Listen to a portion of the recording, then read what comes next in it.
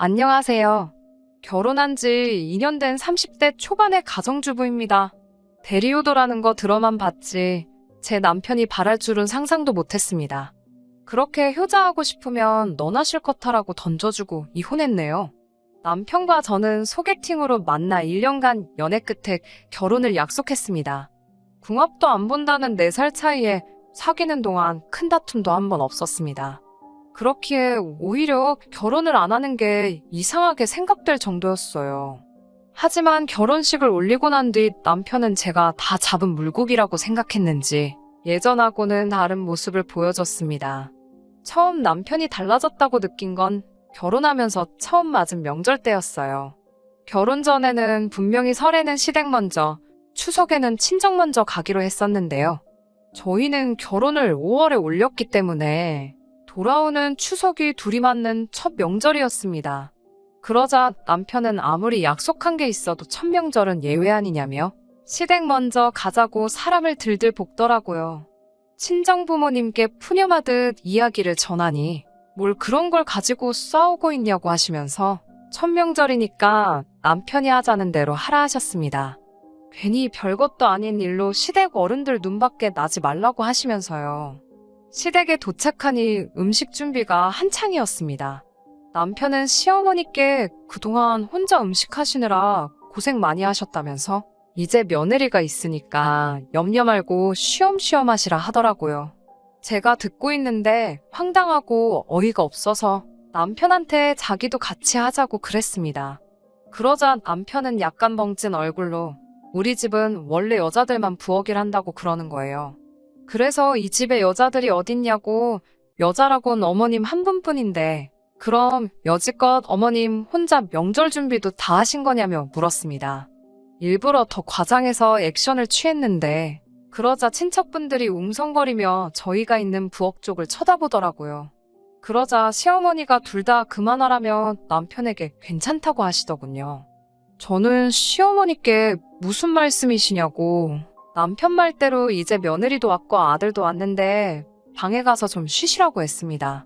그리고는 고무장갑을 남편에게 주면서 일단 설거지부터 하라고 저는 내가 붙이겠다고 했어요. 몇몇 분들은 이 상황이 웃긴지 키득거리시고 시어머니는 어이가 없다는 듯 저를 쳐다보셨습니다. 저희 친정에서는 어머니가 요리를 하시면 아버지가 설거지를 하시고 어머니가 빨래를 하시면 아버지가 청소기를 하세요. 어머니가 전업주부시고 아버지가 회사 생활을 하시지만 아버지는 늘 당신이 체력도 더 좋고 힘도 더 세기 때문에 어머니를 도와드리는 건 당연하다고 하셨습니다. 어려서부터 그런 모습을 보고 자라서인지 제 눈엔 그게 지극히 정상이고요. 그런데 시댁은 달랐습니다. 명절 내내 일한 남자는 저 때문에 억지로 부엌에 있었던 남편뿐이었고 아버님과 남자 친척분들은 TV 앞을 떠나지 못하시더군요. 저녁까지 먹고 슬슬 친정으로 올라가려고 하는데 시아버지께서 하루 정도는 자고 가는 게 맞지 않냐면서 저희를 잡으시더라고요. 친정 부모님이 기다리고 계시다고 말씀을 드려도 어차피 늦었는데 내일 아침 일찍 가도 별 차이 없다고 우기셨어요. 급기야 이 어둠에 남편이 운전이라도 하다 사고라도 나면 제가 책임질 거냐고 물으시는 거예요. 저희가 반반 결혼을 하기는 했지만 자동차만큼은 제가 결혼하기 전부터 타던 걸 그대로 가져왔기 때문에 차는 제 거였어요. 고속도로 같은 데서 제가 오래 운전을 하면 남편이 잠깐 교대를 해주기는 하지만 보통은 자동차는 저 혼자만 쓰거든요. 원래도 차는 제가 주로 끌고 남편은 운전하는 거 워낙에 귀찮아하기도 하고 운전 경력도 제가 더 길어서 제가 운전을 한다고 말씀드렸더니 여자가 운전하는 차를 어떻게 믿고 타냐고 하시는데 무슨 소리를 하는 건가 싶어서 제 귀를 의심했습니다. 사귀는 동안 남녀평등을 입에 달고 살던 남편이라 집안 분위기도 그럴 줄 알았는데 막상 결혼을 하니 시아버지의 사고방식이 완전 조선시대가 따로 없더군요. 결국 그놈의 천명절이라는 단어 때문에 발목이 잡혀서 잠까지 자고 가게 되었습니다. 제가 남편에게 우린 어디서 자냐고 물었어요. 그러자 시아버지께서는 남녀가 유별한데 어떻게 어른들 있는 집에서 둘이 한 방에서 잘 생각을 하냐며 저에게 너무 남편 좋아하는 티 좀 적당히 내라고 무안을 주셨습니다. 엄연히 시부모님이 부부인 것처럼 저희도 부부인데 말이지요. 급기야 시어머니께서는 저는 당신과 자고 남편과 시아버지는 거실에서 자면 되겠다고 하시더군요. 남편이 결혼하면서 독립을 하자 두 분이 평수가 작은 집으로 이사를 하셨거든요. 그나마 방 2개 중 하나는 옷방으로 쓰고 계셨기에 사실 누가 자고 갈 만한 상황이 아니었는데 억지를 쓰신 거지요. 게다가 화장실을 가려면 거실을 가로질러 가야 하는데 시아버지께서 트렁크 차림으로 거실에서 주무시고 계셔서 얼마나 민망했는지 모릅니다. 이튿날 차 막히기 전에 친정으로 출발하려고 아침 일찍 일어났어요. 그런데 시어머니가 아침은 먹고 가라며 또 잡으시더군요. 남편에게 결혼하고 나서 얼굴이 많이 상했다며 이게 다 어머니 밥을 못 먹고 죄다 인스턴트만 먹어서 그렇답니다. 어머니가 차려주는 밥상 언제 또 받아보겠냐며 먹고 가라고 고집을 피우셨습니다. 막말로 저희가 죽으러 가는 것도 아닌데 억지를 쓰시니 슬슬 짜증이 밀려왔어요. 저는 결국 저희 부모님도 저 목이 빠져라 기다리고 계실 거라고 남편한테는 아침 먹고 올 거면 아예 놀다가 버스 타고 천천히 올라오라고 했습니다. 저는 차 끌고 먼저 올라가겠다고요. 그제서야 남편도 시부모님께 가봐야겠다 말을 하더군요. 집으로 올라오는 차 안에서 제가 기분 나쁜 티를 팍팍 내고 있으니까 남편도 한마디 하더군요. 아무리 그래도 시부모님이 부탁을 하는데 그렇게 불편한 티를 내야 하냐고요. 그러면서 다음부터는 시부모님뿐만 아니라 어른들 앞에서는 남편을 존경하고 위하는 태도를 갖추라나요. 비록 남편이 저보다 4살 많은 오빠긴 했지만 저희가 무슨 학교 선후배 관계도 아니고요. 결혼했으면 동등한 관계 아닌가요? 제가 말 같지도 않아서 오빠나 똑바로 하라고 했습니다. 약속을 어기고 시댁에 갔으면 미안한 줄이나 알지 뭘 그렇게 기세등등하냐고요. 그렇게 저희는 처음으로 부부싸움이라는 걸 하게 되었습니다. 서로 한마디도 없다가 친정에 도착할 무렵 제가 남편에게 얼굴 좀 피라고 했습니다. 그런데 남편은 제 말을 귓등으로도 들은 척을 안 하더군요. 저희 부모님 앞에서 어찌나 툴툴거리고 다니던지 정말 7살 먹은 애도 아니고 한 대 쥐어박아주고 싶었습니다. 영문을 모르는 저희 부모님은 남편이 워낙에 기분 나쁜 표정으로 와 있으니 사위 눈치를 보고 계셨어요. 저는 남편에게 그따위로 행동할 거면 다시 시댁으로 가라고 했습니다. 그 후로는 남편에게 단 한마디도 걸지 않았고요. 친정부모님도 저희가 싸웠다는 걸 아시고는 억지로 화해시키려 드시지는 않으셨어요. 부부싸움은 집에 가서 하라며 밥 먹었으면 얼른 가라고 하시더군요. 제가 남편에게 가자는 소리도 안 하고 먼저 밖으로 나가자 쫄래쫄래 따라오긴 하더라고요. 저는 차에 올라타자마자 남편한테 지금 뭐 하자는 거냐고 우리 부모님한테 당장 가서 사과하지 않으면 내년 명절부터는 시댁에 안 간다고 울음장을 놨습니다. 남편은 어이없다는 듯 절 쳐다보더니 네 마음대로 하라더군요. 아마 그때는 제가 괜히 아무 말이나 한다고 생각했겠지요. 하지만 전 그때 굳게 마음을 먹었습니다. 남편이 진심으로 저와 저희 부모님께 사과하지 않으면 저도 시댁에 일절 연락도 방문도 하지 않기로요. 부부싸움은 칼로 물베기라고 했지만 제 마음속의 앙금은 쉽게 가시질 않았습니다. 그리고 시간이 흘러 설이 돌아왔어요. 설이 되기 일주일 전부터 남편 혼자 난리가 났더군요. 시아버지는 족발을 좋아하시고 시어머니는 월남쌈을 좋아하신다며 그걸 사갈 거냐 만들어 갈 거냐. 그래도 며느리 되고서 처음 맞는 설인데 직접 만들어가는 게 보기 좋지 않겠냐며 북치고 장구치고 호들갑이더군요. 저는 애시당초 아무것도 할 생각이 없었기 때문에 대답하는 척만 하고 적당히 호응만 해주고 있었습니다. 명절 하루 전날 제가 남편보다 한두 시간 정도 일찍 퇴근을 했어요. 징검다리 휴일까지 하면 거의 5일 가깝게 쉬는 거였어요. 친정부모님께 전화해서 내일 내려갈 건데 혼자 갈 거니까 사위 먹인다고 뭐 준비하실 필요 없다고 하니 그래도 남편하고 같이 와야지 왜 혼자 오냐고 하시더군요. 나는 우리 집으로 그 사람은 그 사람 집으로 각자 가야 될 곳으로 갈 거라고 하니 친정부모님은 저희가 그렇게 합의를 했는 줄 아셨나 봐요. 그러면 우리 딸 오면 오랜만에 같이 산이나 갔다 올까라며 즐거워하시는데 동네 뒷산 가는 것만도 저렇게 기대를 하시니 그동안 자주 찾아뵙지 못해 죄송한 마음이 들었습니다. 사실 가깝다면 가까운 거리인데 직장 생활하랴 살림하랴 그러다 보니 자주는 못 가게 되더라고요. 얼마 지나지 않아 남편이 집에 왔어요. 남편은 차 막히기 전에 내려가야 되니까 새벽 5시쯤 출발하자고 그러더군요. 그러면서 음식은 어딨냐고 묻길래 뭔 야밤에 음식이냐고 잘 시간인데 배가 고프냐고 물었습니다. 남편이 무슨 생각으로 꺼낸 말인지 진작에 말뜻을 알아들었지만 일부러 모르는 척 했어요. 남편은 아무것도 준비를 안 했냐며 어이없단 식의 제스처를 취하더군요. 우리 부모님께 죄송하다고 했냐니까 무슨 이야기인지 기억도 못 하더군요. 작년에 내가 한 말 생각 안 나냐고 사과 안 하면 시댁에 안 가겠다고 하지 않았냐 하니까 지금 장난치는 거냐며 얼굴이 험악해지더군요. 자기 체면은 어떻게 되냐면서요. 나는 우리 친정에서 체면 없냐고 따지니 여자가 무슨 체면이 있냐고 그러더군요. 남편이 저를 어떻게 생각하고 있었는지 정확히 알 수 있었어요. 연애할 때는 여자나 남자나 똑같다며 밥 먹을 때도 더치페이하고 결혼 준비도 남자 여자 똑같이 반반씩 하고 여자도 경쟁력을 잃지 않게 맞벌이하며 독립적인 주체가 돼야 한다던 인간이었는데 말하는 꼬라지를 보아하니 연애할 때는 그냥 본전 생각만 하던 쪼잔한 남자였어요. 완전 사기 결혼 당한 것 같았습니다. 남편은 혼자분을 삭히지 못하고 씩씩거리다가 정말 혼자서 새벽에 시댁에 가버렸어요. 정이 떨어질 대로 떨어진 상황이었지만 괘씸하기도 하고 열받더군요. 그나마 차는 그대로 있더라고요. 어차피 차키는 제가 보관하기 때문에 굳이 제 가방까지 뒤져가면서 차키를 몰래 빼내지 않은 것 같았습니다. 그래서 제가 차를 몰고 친정에 갔습니다. 친정 부모님은 남편이 오지 않은 것에 대해서 조금 걱정하시는 눈치긴 했지만 그래도 저랑 같이 설을 보낼 수 있어서 좋다며 기뻐하셨어요. 그렇게 명절 연휴가 끝나가던 즈음에서 남편에게 전화가 걸려왔습니다.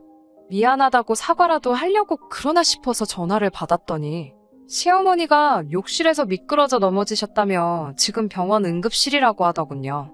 아무리 남편이 꼴보기 싫고 시댁이 싫어도 걱정은 되잖아요. 친정 부모님도 얼른 가보라고 하셔서 바로 병원으로 향했어요. 의사 선생님 말로는 나이도 있으신데다가 원래 뼈가 튼튼하지 못한 분이라서 좀 오래 입원해 계셔야 할 것 같다더군요. 남편이 자기는 출근해야 되니까 저더러 휴가 쓰고 시어머니 곁에서 병간호를 도우라더군요. 저도 엄연히 직장인이고 남편이 버는 만큼 버는데 어이가 없었어요. 남편은 그래도 여자는 여자가 돌봐야 하는 거 아니냐며 그런 게 며느리 도리라는 거예요. 저는 진짜 폭발할 것 같은 가슴을 한 번 더 부여잡고 그럼 그냥 간병인 부르라고 했습니다. 남편은 간병인이 얼마나 비싼 줄 아냐며 저더러 돈 낼 거냐고 묻더군요. 내 남편 머리에는 뇌가 아니라 우동사리가 들어있나 싶어서 그걸 왜 내가 내냐고 당신 어머니지 않냐고 하니까 감히 며느리가 남편을 낳아주신 분을 당신 어머니라고 부르냐며 노발대발하더군요. 남편이 자기가 사람을 잘못 봤다면서 이런 여자인 줄 몰랐다고 사기 결혼 당한 것 같답니다. 저도 그때는 이판사판이었어요. 누가 누구한테 사기 결혼을 운운하냐고. 나야말로 오빠가 이렇게 구시대적이고 구닥다리인 줄 몰랐다며 효도하고 싶으면 직접 하라고 소리를 질렀습니다. 병원에 있는 사람들이 다 저희를 바라보고 있더군요. 진짜 너무 쪽팔려서 그 길로 차 끌고 올라와 버렸습니다. 차를 끌고 가고 있는데 남편한테서 죽어라고 전화가 오더라고요. 빨리 차 돌려서 안 돌아오면 자기를 이제 아예 안 보고 사는 걸로 간주하겠다고 가당치도 않은 말로 저에게 겁을 주기 시작했어요. 네가 어디 나 없이도 살 수 있겠냐면서 뭐라 하는데 솔직히 하나도 무섭지가 않더라고요.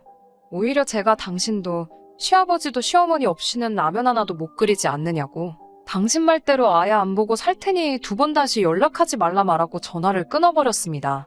급한 대로 집에 가서 제 물건들과 필요한 것만 가지고 나와서 회사 근처에서 살고 있는 친구 집에서 머물기로 했어요. 남편도 시아버지도 한 번쯤은 불편한 걸 두 사람 다 겪어봐야 소중한 걸 깨닫겠지 싶었어요. 아무튼 친구 집에 머물면서 회사 나가고 그랬는데 남편에게 매일같이 오는 전화도 문자도 싸그리 다 무시해버렸습니다. 그러다 남편이 회사에 휴가를 내고 시어머니 병간호를 하고 있다는 사실을 전해 듣게 되었어요. 속으로 고소하다 싶었습니다. 과일도 깎아먹는 게 귀찮아서 껍질째 먹는 과일 아니면 손도 대질 않는데 다쳐 누워 계실 시어머니가 한편으로는 저 사람들한테 병간호를 받는다는 사실이 조금 안쓰럽기도 했지만요. 그리고 그날로부터 한 2주일쯤 지났을 때예요. 오전부터 모르는 번호로 자꾸 연락이 오길래 받았더니 남편이더라고요. 제가 자기 전화를 너무 피해서 핸드폰을 하나 더 개통했다며 이렇게까지 해야겠냐고 그러더군요. 자기가 반성 많이 했다면서 시어머니가 저 많이 보고 싶어 하신다고 한번 내려올 수 있겠냐고 물었습니다. 목소리도 예전보다 차분해지고 진심으로 미안해하는 눈치라서 전 정말 반성이라도 하고 있는 줄만 알았습니다. 어쨌든 진심이 담긴 사과를 받았으니 저도 모른 척하고 있기는 조금 그랬어요. 그래서 토요일 아침에 집으로 다시 돌아가서 시어머니가 좋아하시는 월남쌈도 만들고 그동안 제대로 챙겨 먹지 못했을 남편이 안쓰러워서 평소에 좋아하던 약밥도 했어요. 그렇게 2시간을 달려 병원에 도착했더니 한눈에 보기에도 처참한 몰골을 한 남편이 보이더군요. 시어머니는 저를 보자마자 이제 마음 고쳐먹고 지금이라도 내려와서 다행이라 하셨는데 무슨 말씀을 하시는 건지 잘 이해가 안 되더군요. 하지만 아프신 분한테 꼬치꼬치 따져먹긴 그래서 별말은 안 했습니다. 남편은 제가 해간 음식을 개걸스럽게 먹어치우고는 이제 선수교체 시간이라며 차키를 달라고 하더군요. 무슨 소리냐고 하니까 이제 자기가 서울 갈 차려고 제가 여기 있어야 공평한 거 아니냐고 하는 거예요. 남녀평등 모르냐면서요. 그래도 자기가 기사도 정신을 발휘해서 며느리가 해야 할 병간호를 지가 대신했으니 이제 저더러 제 책임을 지라고 했습니다. 그제서야 왜 사람은 고쳐 쓰는 게 아니라고 하는지 이해가 되더군요. 전혀 달라진 게 없었습니다. 제가 남편에게 연애할 때는 이런 사람인 줄 몰랐다 하니까 자기도 제가 이런 여자인 줄 몰랐다면서 다르게 뭐냐 하더군요. 옆에 있던 시어머니께서 다른 입원한 사람들은 딸이나 며느리가 와서 병수발 들어준다며? 그게 너무 부럽다 그러셨다는 거예요. 아무리 그렇게 말씀하셨어도 안 되는 건 안 되는 거라고 했습니다. 그리고 나도 직장 다니는 거 모르냐고 하니까 그까짓 거 얼마나 번다고 유세냐고 나야말로 이제 더 쓸 휴가도 없고 하루빨리 회사에 돌아가야 한다고 그러는데 정말 더는 못 견디겠더군요. 저는 남편이 먹고 있던 약밥을 빼앗아 잔디밭에 집어 던져버리고는 이제는 진짜 끝이라고 이혼하자고 했습니다. 남편은 뭐가 그리도 당당한지 너는 이제 큰일 났다고 저를 겁주기 시작하더군요. 남편이 시어머니 병간호를 하는 동안 저는 짐 싸들고 집 나와서 별거를 하지 않았냐는 사실을 들먹이면서 여자가 집 나가서 가정에 소홀했으니 제가 파탄의 원인인 유책사유자가 되는 거 모르냐고 으름장을 놓더라고요. 저한테 이혼 소송을 걸어서 재산분할과 위자료로 제가 가진 모든 것을 뺏어버리겠다고 하더라고요. 어디서 그런 말을 들었냐고 물어보니 같은 병실을 쓰는 사람이 알려줬다고 합니다. 생각이 있으면 스스로 찾아보기라도 할 텐데 요즘 인터넷도 잘 되어 있어서 손가락 몇 번만 움직이면 그게 틀린 사실이란 것쯤은 순식간에 알 텐데 그런 노력조차 없이 잘 알지도 못하는 사람한테 들은 정보만 가지고 떠들어대니 우습지도 않더군요. 제가 집을 나갔던 건 사실이지만 집을 나가라고 먼저 말한 것도 남편이고 서로 간에 합의가 있었기 때문에 제가 친구 집에서 잠시 머물렀던 사실이 이혼 사유가 될 수 없다는 건 몰랐나 봐요. 남편이 틀렸다는 걸 딱히 정정해주지는 않았어요. 재산분할 역시 혼인기간이 길지가 않으니 각자 가져온 만큼 다시 나누는 건데 정확하게 반반 결혼을 했으니 더 줄 것도 덜 줄 것도 없었어요. 오히려 결혼 초기부터 며느리돌이 운운하며 배우자의 의무만 강조하고 친구 집에서 머물면서 남편이 시어머니 병수발 안 들고 뭐하고 있냐고 보내던 문자들이 증거가 돼서 남편의 희망과는 다르게 남편에게 혼인 파탄의 책임이 인정되어서 위자료 청구 소송은 남편이 아니라 제가 하게 되었네요. 위자료라고 해봐야 안 받아도 그만인 적은 액수였지만 그동안의 정을 생각해서 합의하자며 구질구질하게 구는 꼬라지를 보아하니 안 받을 수가 없어서 탈탈 털어 받아냈습니다. 둘 사이에 아이가 있던 것도 아니고 요즘 이혼한 게 흠이 되긴 하나요. 지금은 당당한 돌아온 싱글이 되어서 살고 있습니다. 다른 건 몰라도 지금도 사람을 만날 때 가장 먼저 신경 쓰는 것이 바로 남녀평등을 운운하는 사람들입니다. 남녀평등 운운하는 사람 치고는 너무나도 이기적이었던 전 남편 때문인지 정말 건강한 사고방식을 가지고 있는지 아니면 전 남편처럼 자기가 유리할 때만 남녀 평등을 운운하는 사람인지 그것부터 유심히 살펴보게 되네요. 한편으로는 이러면 이런 대로 쭉 혼자 지내는 것도 나쁘지 않을 것 같다는 생각이 들 때도 있어요. 제 앞길에 새로운 인연이 있을지 없을지는 모르지만 벌써부터 걱정하지 말고 지금 당장은 저에게 주어진 상황을 즐기며 살아가 볼까 합니다. 끝까지 들어주셔서 감사합니다. 오늘의 사연은 여기까지입니다. 구독과 좋아요, 알람 설정 부탁드리고 더 좋은 사연으로 다시 찾아뵙겠습니다. 감사합니다.